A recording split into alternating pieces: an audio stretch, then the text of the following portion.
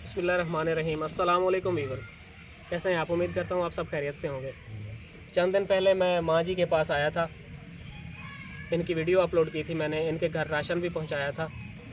ये माँ जी और इनका ये माजूर बेटा अकेले रहते हैं इस घर में। इनका अल्लाह के सिवा कोई सहारा नहीं है, इनके घर में और कोई कमाने वाला नहीं है। माँ जी थोड़ा किस तरह गुजर बसर हो रहा है? बस कुछ नहीं अल्लाह किसी दिता जाए तो खा लेने जो के बैठे रहते हैं लड़ाई किसी ने भी अल्लाह का शुक्र है।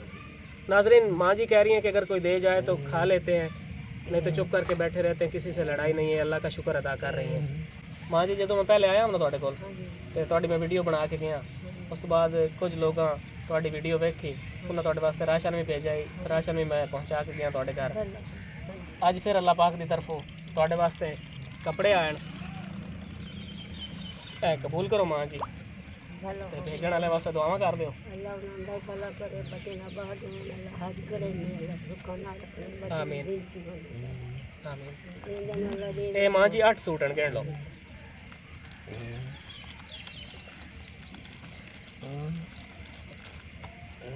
माँ जी हुण खुश हो तुसी?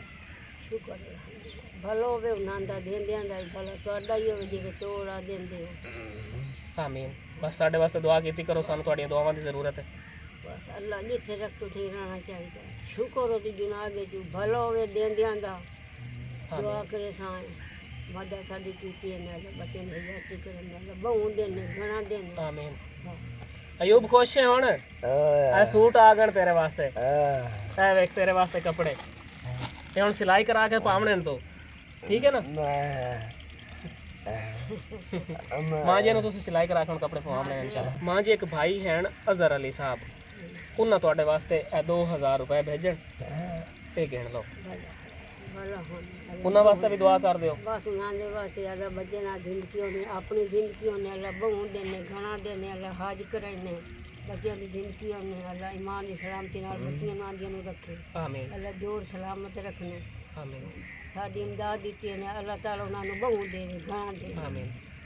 ये 2000 रुपए भाई अजहर अली की तरफ जी, ठीक है? आमीन। अल्लाह खैर करे, अल्लाह बहु दे दुआ कर दो जिन्ना तेरे वास्ते कपड़े भेजण ना, अल्लाह कपड़े और जहाँ पैसे भेजण उन्हां वास्ते ज्यादा दुआ कर।